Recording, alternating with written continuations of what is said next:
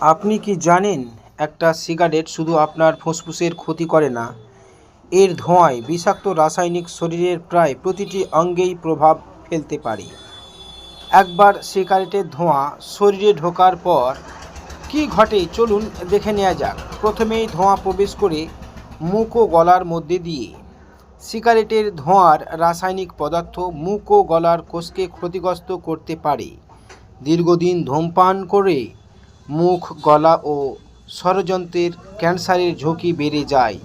এছাড়া দাঁত ও মাড়ির সমস্যাও বাড়তে পারে। এরপর ধোঁয়া পৌঁছায় ফুসফুসে। সিগারেটের ধোঁয়ার টান, কার্বন মনোক্সাইড এবং হাজার হাজার রাসায়নিক পদার্থ শ্বাসনালীর ক্ষতি করে।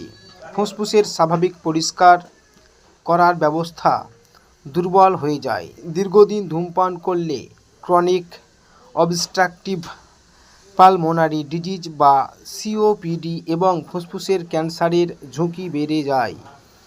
এবার আসি হৃৎপিণ্ডে। সিগারেটের ধোঁয়ার কার্বন মনোক্সাইড রক্তের অক্সিজেন বহনের ক্ষমতা কমিয়ে দেয়। নিকোটিন হৃদস্পন্দন ও রক্তচাপ বাড়াতে পারে। ধূমপান রক্তনালীর ক্ষতি করে এবং রক্ত জমাট বাঁধার ঝুঁকি বাড়ায়। ফলে হার্ট অ্যাটাক ও স্ট্রোকের ঝুঁকি উল্লেখযোগ্যভাবে বেড়ে যায়। মস্তিষ্কও এর বাইরে নয়। নিকোটিন মস্তিষ্কে পৌঁছে খুব দ্রুত নির্ভরশীলতা তৈরি করতে পারে। তাই ধূমপান ছেড়ে দেওয়ার অনেকের জন্য কঠিন হয়ে পড়ে। ধূমপানের কারণে মস্তিষ্কে রক্ত সরবরাহকারী রক্তনালীরও ক্ষতি হতে পারে, ফলে স্ট্রোকের ঝুঁকি বাড়ে। সিগারেটের ক্ষতি এখানেই শেষ নয়। ধূমপান পাকস্থলী ও পরিপাকতন্ত্রের ওপরও নেতিবাচক প্রভাব ফেলতে পারে এবং কিছু আলসার ও পরিপাকতন্ত্রের রোগের ঝুঁকি বাড়াতে পারে।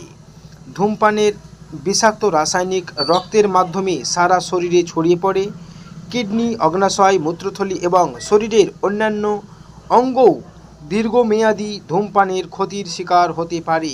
বিশেষ করে বিভিন্ন ধরনের ক্যান্সারের ঝুঁকি বাড়ে।